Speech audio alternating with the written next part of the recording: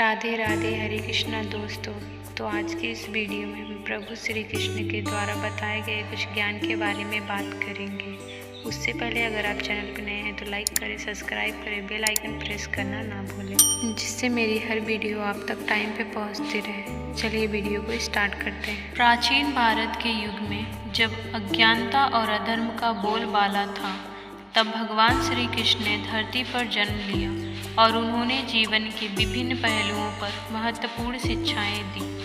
उनका जीवन केवल एक दिव्य कथा नहीं है, बल्कि वह हमें जीवन में प्रत्येक क्षेत्र में सही मार्ग दिखाता है। श्री कृष्ण के जीवन में हर कदम पर ऐसे प्रेरणादायक प्रसंग मिलते हैं जो हमें जीवन में सफलता और सच्चे सुख का मार्ग दिखाते हैं। यहाँ हम एक प्रेरणादायक कथा प्रस्तुत कर रहे हैं जो जीवन के संघर्ष, धैर्य और कर्तव्य भी सिखाती है। भगवान श्री कृष्ण का जन्म मथुरा के कारागार में हुआ, जहाँ उनके माता पिता देवकी और वासुदेव को कंस के अत्याचारों के कारण कैद कर लिया गया था। श्री कृष्ण का जन्म एक कठिन समय में हुआ था, जब चारों ओर भय, आतंक और अधर्म का राज था। लेकिन जन्म के साथ ही श्री कृष्ण ने हमें यह सिखाया कि जीवन में चाहे कितनी भी कठिनाइयाँ क्यों न आए, हमें अपने लक्ष्य से कभी विचलित नहीं होना चाहिए। वासुदेव ने नवजात कृष्ण को कंस के क्रूर हाथों से बचाने के लिए यमुना नदी पार करके गोकुल पहुँचा।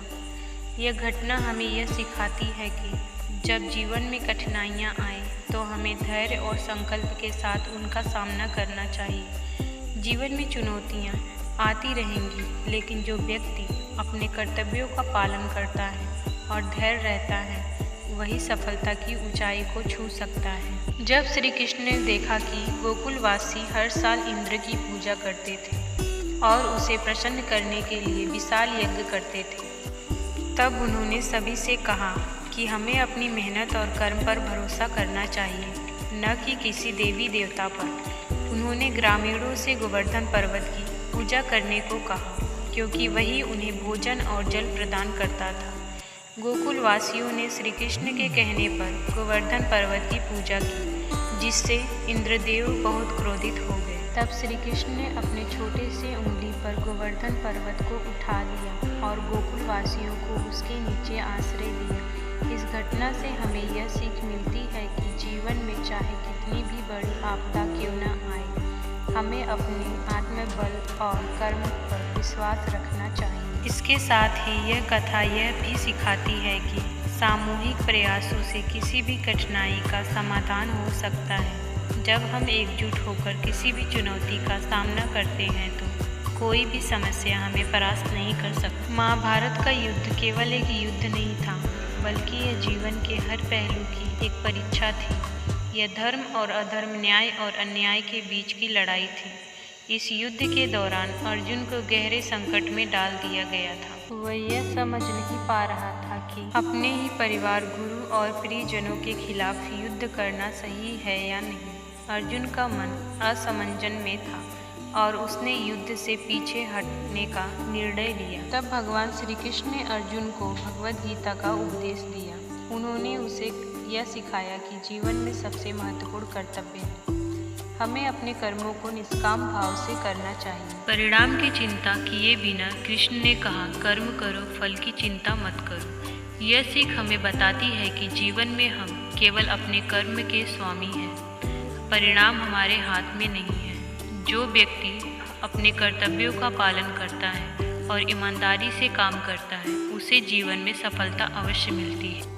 भगवद गीता में श्री कृष्ण ने कर्मयोग का महत्व बताया। उन्होंने कहा कि व्यक्ति को सच्चे अर्थों में कर्मयोगी होना चाहिए। इसका मतलब है कि हमें बिना किसी स्वार्थ के अपने कर्तव्यों का पालन करना चाहिए। जो व्यक्ति केवल अपने स्वार्थ के लिए काम करता है, वह कभी भी सच्ची सफलता प्राप्त नहीं कर सकता। जीवन में सच्ची सफलता तभी मिलती है जब हम अपने कर्मों को निस्वार्थ भाव से करते हैं। कृष्ण ने यह भी बताया कि कर्मयोगी वह होता है जो किसी भी परिस्थिति में धैर्य नहीं खोता, चाहे सफलता मिले या असफलता। जीवन में हमें हर किसी प्रकार की परिस्थितियों का सामना करना पड़ता है। कभी कभी हमें तुरंत सफलता मिल जाती है तो कभी हमें असफलताओं का सामना करना पड़ता है, लेकिन जो व्यक्ति कर्मयोगी होता है वह असफलताओं से विचलित नहीं होता, बल्कि और अधिक दृढ़ता के साथ आगे बढ़ता है। श्री कृष्ण के एक और महत्वपूर्ण प्रसंग में उद्धव की कथा आती है।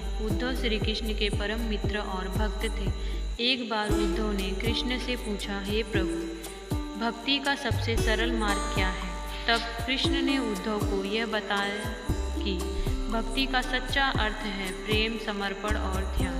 उन्होंने कहा कि सच्ची भक्ति वही है जो बिना किसी स्वार्थ के की जाए। ये कथा हमें यह सिखाती है कि जीवन में सच्चा आनंद और शांति तभी प्राप्त होती है जब हम समर्पण और प्रेम के साथ अपने कर्तव्यों का पालन करते हैं।